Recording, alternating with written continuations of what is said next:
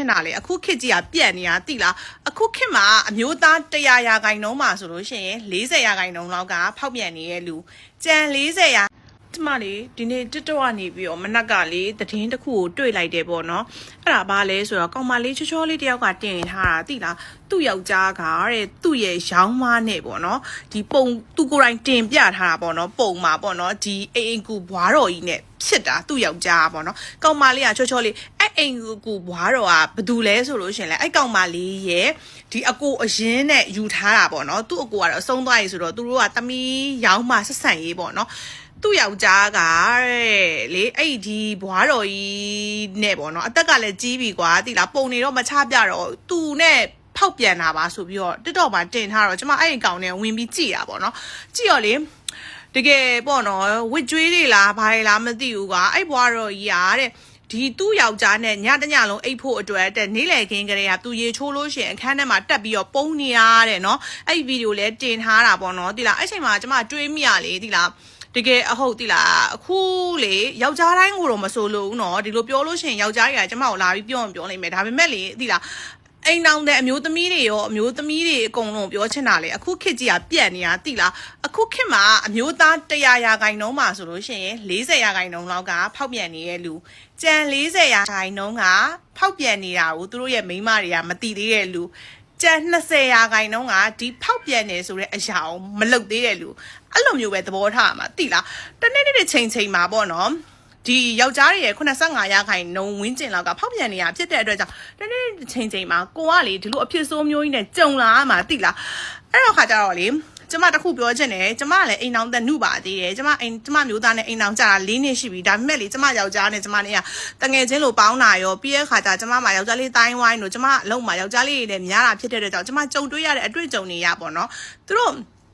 တချို့ကကြပြောကြတယ်မိမချောချောလေးရှိတာပဲယောက်ျားတွေကဘာလို့ဖောက်ပြန်နေရလဲသူတို့ဖောက်ပြန်လိုက်လို့ရှိရင်အနူတော့လူချောကလူတွေအိမ်ကူတွေအဲ့လိုမျိုးဂုတ်ဆုံနှုတ်ဆုပ်ကမိမတွေအဲ့လိုမျိုးဖောက်ပြန်နေဘာညာနဲ့ပြောရနော်တကယ်တော့လေကျမစဉ်းစားကြည့်မိရပေါ့နော်ကျမစိတ်ထဲမှာရှိတာဒီယောက်ျားတွေဖောက်ပြန်တာမဟုတ်ဘူးမိန်းမတွေလည်းဖောက်ပြန်ပါတယ်ဖောက်ပြန်တိုင်းဖောက်ပြန်တဲ့လူတိုင်းမှာပုံတင်ကြီးရှိတယ်ဘယ်လိုမျိုးလဲဆိုလို့ရှင်ကွာပြောပြမယ်ဒီမိန်းမတွေပေါ့နော်မိန်းမလူတယောက်ကကိုလူတယောက်ရှာနေပြီးတော့လိုချင်တာကိုမရတဲ့အခါတခြားတယောက်နေရှိရနေအဲ့အရာကိုလိုချင်တဲ့အရာကိုရတဲ့အခါဖောက်ပြန်တတ်ကြတယ်ဥပမာပတ်စံလိုချင်တဲ့မိန်းမဒီပစ္စည်းလေးလိုချင်တဲ့အိတ်လေးလိုချင်တဲ့မိတ်ကပ်ပစ္စည်းလေးလိုချင်တဲ့လူကကိုယ့်ရဲ့လက်တွဲပေါ်ကိုယ့်ရဲ့ပတ္တနာအဲ့ပစ္စည်းတွေမဖြည့်ဆည်းပေးနိုင်တဲ့အခါမှာနောက်ထပ်ပတ်စံနဲ့ဝင်ပြီးတော့ဖျားယောင်းတဲ့ယောက်ျားတစ်ယောက်ပေါ်မှာတာယာတတ်ကြတယ်အဲ့လိုမျိုးနောက်တစ်ခုကကျတော့ပတ်စံတွေတော့ရှိရဲယောက်ျားတစ်ယောက်ရှိကနေတာယာမှုတွေဂယူးဆိုင်မှုတွေရိုးရာတွေမရတဲ့မိန်းမတစ်ယောက်ကနောက်ထပ်တစ်ယောက်ကအဲ့လိုကိုယ်ရိုးပေးရတယ်ဂယူးဆိုင်တယ်ဆိုလို့ရှိရင်အဲ့ရိုးတဲ့လူကိုဖောက်ပြန်တတ်ကြတယ်ဖောက်ပြန်တဲ့တိုင်းမှာပုံတင်နည်းရှိရယ်ကိုကအဲ့ပုံတင်အဲ့လိုပါတိလားဖောက်ပြန်တဲ့အမှုတိုင်းမှာလေ तू ကပုံတင်နည်းရှိရယ်ခုနဗီဒီယိုမှာပြောသလိုမျိုးပေါ့နော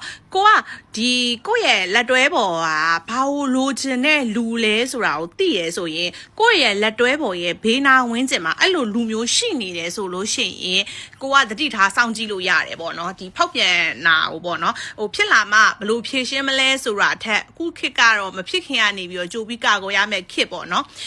တချို့ကြတော့ဟိုဘယ်လိုပြောမလဲမိမချောချောလေးရထားတာပဲဘာဖြစ်လို့ဒီလိုမျိုးဖောက်ပြန်တာလဲအဲ့လိုမျိုးတွေမေးကြတယ်ခုနကကျမအမျိုးသမီးတွေဖောက်ပြန်ရတဲ့အကြောင်းရင်းပြောတာအမျိုးသမီးတွေကကြတော့ကိုလိုချင်တဲ့အရာကိုကိုယ့်ရဲ့လက်တွဲပေါ်ရှိကနေမရတဲ့အခါတခြားတစ်ယောက်ကပေးတဲ့ကိုလိုချင်တဲ့အရာကိုပေးတဲ့ပုံမှာဖောက်ပြန်တာယောက်ျားတွေအမျိုးသားတွေဖောက်ပြန်တဲ့ဟာကြတော့အဲ့လိုမဟုတ်ဘူးအမျိုးသားတွေရဲ့ဖောက်ပြန်မှုကဘယ်ပေါ်မှာမူတည်ရလဲဆိုတော့လေဒီအိမ်နောင်ရေးတိုင်းမှာကိုယ့်ယောက်ျားအကြောင်းကိုမိန်းမသားလေအတီးဆုံးသူများယောက်ျားကြောင့်လဲကျမမသိဘူးကျမယောက်ျားကြောင့်လဲကျမထပ်ပို့ပြီးဘယ်မိန်းမမှမသိဘူးအဲ့တော့ကိုယ့်ယောက်ျားဘာကြိုက်တတ်တယ်ဆိုတာသိရတယ်ပေါ့နော်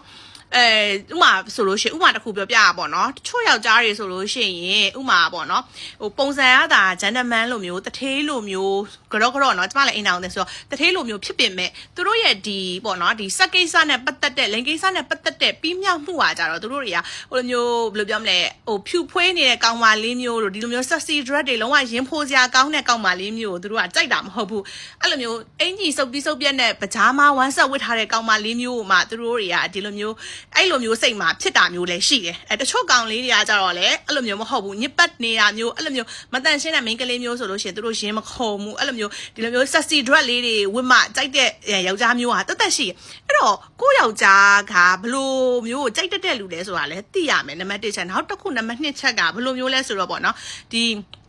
ဥမာပြောပြရမယ်နော်ကျမယောက်ျားဆိုလို့ရှိရင်ကျမယောက်ျားလိုလူမျိုးကိုခြူတဲ့မိန်းမတယောက်ကကတ်မယ်ဆိုလို့ရှိရင်ကိုကြီးကျမကိုတိုက်ခန်းဝယ်ပေးပါကားဝယ်ပေးပါဆို no ကျမယောက်ျားဘယ်တော့မှအဲ့လိုမျိုးမိန်းမအကတ်ခံမဲ့ယောက်ျားမဟုတ်ဘူးဘာဖြစ်လို့လဲဆိုတော့ကျမယောက်ျားကြောင့်ကျမသိရဲ့ဒါပေမဲ့ကျမယောက်ျားကိုစောင့်ကြည့်ရမယ်ဘလို့မျိုးမိန်းကလေးတွေကစောင့်ကြည့်ရမယ်ဆိုကျမယောက်ျားဆိုတနာတတ်တယ်သူကလက်ဖွာတယ်သူ့ကိုကြတော့မိဘအစမပြေလို့တနာစရာကောင်းရင်ကျမယောက်ျားကြတတ်တယ်အဲ့လိုမျိုးပြောပြချင်တာကွာကိုယောက်ျားအကြောင်းကိုသိရမယ်ပေါ့နော်